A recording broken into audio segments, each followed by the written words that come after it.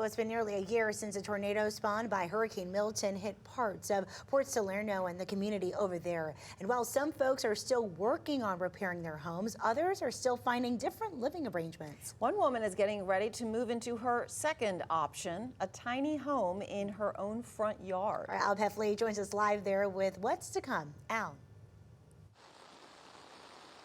Lily, this tiny home, which was built by a nonprofit group, is quite small, only about 425 square feet.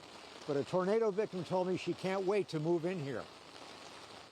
I think it would be a blessing for me to be there. Diana Dotson, a great-grandmother, will soon move into this tiny home, which sits right in front of the house where she lived for 48 years until it was heavily damaged by a tornado that swept through Port Salerno last October. The tiny house was built by Project Lift, a nonprofit group in Hobe Sound that gives young people mental health counseling and job training in home construction, carpentry, and other skilled trades. And I thank God for Project Lift and the ones that's helping me to get in there, everyone. I'm really appreciate it. She says she's ready to settle into her new house after moving in with her daughter in Port St. Lucie after the storm. To be able to have my own space.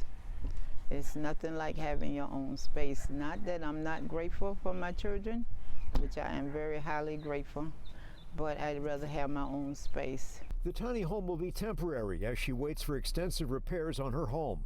I noticed on Friday other homes in the same neighborhood are still being fixed up. One home was boarded up, another has a blue tarp on the roof. I think that a lot of progress has been made. Reverend Glenford Hutchinson, a retired pastor, says it took 6 months of dealing with his insurance company to get his roof replaced. Yes, it became a little frustrating sometimes going back and forth with the insurance company. He'll never forget the tornado last October that flattened homes across the street but left his home still standing. A very loud noise, like a freight train coming, yes.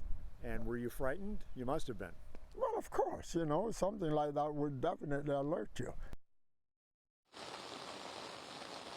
And this tiny home that Diana Dotson will move into has been in her front yard here since December, but it took several months to finish it up and get permits for the utilities. When she's done living in it, Project Lift can come and take this home and move it somewhere else where somebody else may need a temporary home. Live in Port Salerno, Al Peffley, CBS 12 News.